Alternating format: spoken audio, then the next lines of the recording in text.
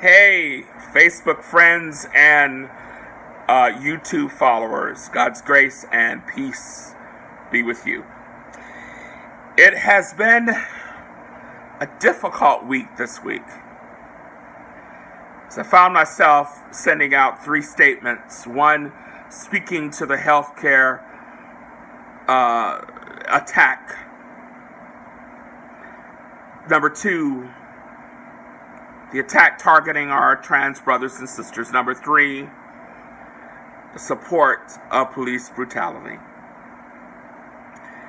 And when I sent out these statements, what occurred to me was how the stories of the lives of others impact public policy.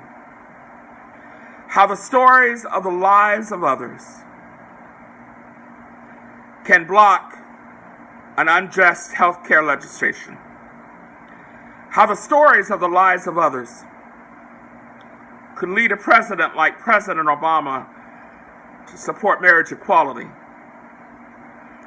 and to also stand by our trans brothers and sisters.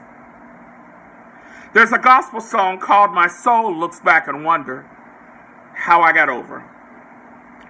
Aretha Franklin sings it as an anthem to the civil rights movement, but it addresses life's journey that is wrought with grief, but also joys. And it tells us of a narrative that when we look back, that we can move forward. Our stories are not our own, but they're also owned by those whose lives it can save.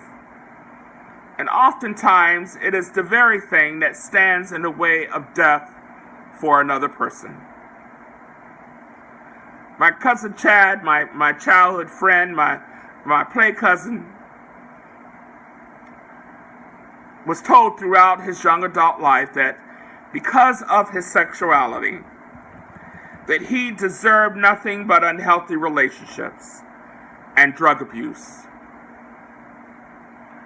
His aunt told him that this is how gay people will live and how they will die. I remember seeing Chad in a bar many years later, and I wanted to set him down, so I did. I sat him down, and he gave me some time with him. I told him that these homophobic messages, written and supported by bad theology and ideology, that I recognized that it weighed heavy on his personhood. And I understood that he believed these lies about his humanity. But I also wanted him to know that he didn't have to believe these lies. In which he sadly responded to me that believing what I characterize as lies were actually the truth of his identity, and that one day I would be able to tell his story. Chad was found in 2005 in an abandoned house, the victim of strangulation. And it is because of the Chad of this world and their blood sacrifice for me and for others that I stand in truth, bearing witness to their loss, and to their tears, and to their pain, and to their stories. In the book of Esther, we find the story of a wife of a Persian king. Her name was Vashti. And the Bible tells us that her husband had planned an event for the men in which she holds a separate event for women. But patriarchy of her husband got the best of him, as did the wine that he consumed. And he ordered his wife, his slave, her captive, to come to his event wearing only her crown. I can only assume that this was for the purpose to humiliate her and to show the world that he not only rules over an empire, but that he rules over her. But yet, as my mother would say, she had his number. She refused to go. And her refusal was a righteous action that had political and social ramifications for her and for her community. It also has a message for us today. As she was a woman whose freedom was taken away and a woman whose humanity was ignored by a fascist king who had relationships built on corruption with other foreign tyrants. It sounds familiar, doesn't it? Her story is the story of our trans brothers and sisters whose humanity has been ignored by our tyrant today. In her story, there is a queer identity. In her story, there are cries for liberation and justice. Civil rights community to the LGBT community can be heard in her story. And like our trans brothers and sisters living under tyrant rule, Vashta lived under tyrant rule. Vashta lived under terrorism and control, as do we in America today.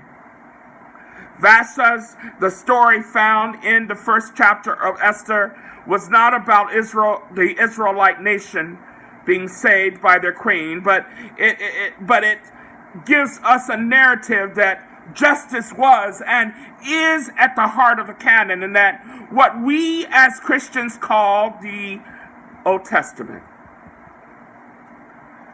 Esther had contempt with worldly grandeur, and her resistance, and Vashta's resistance, God took care of them both.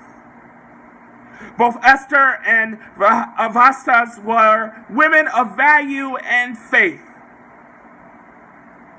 They were women who cared for community. God gives all of this as a warning to Israel, with the assurance of hope in his name. Because his name, Jehovah, a covenant maker. Jehovah, a covenant-keeping God. His name, Jehovah. Jehovah, his name. Woven in 4 times in certain phrases in this story of Vashta's and Esther's, such a cluster occurs nowhere in all the Hebrew Bible. But Jehovah, that is spoken in Psalm 96 that says, "Let the heavens rejoice and let the earth be glad."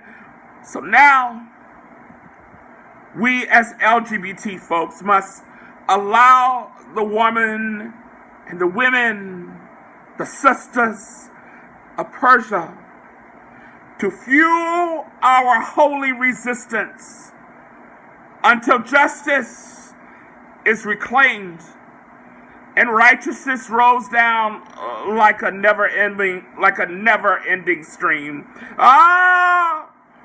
Jehovah, our liberator, Jehovah, God of the marginalized and the God of the oppressor, Jehovah, King of kings and Prince of peace, Jehovah, the one who always has the first and the last word, Jehovah, my Savior, Jehovah, who stands with the marginalized, Jehovah, who calls the LGBT community in a prophetic place in history, who calls our trans brothers and sisters to to speak and to impact our world like never before. Jehovah, their God. Jehovah, our God. Jehovah, the Word of God for the people of God.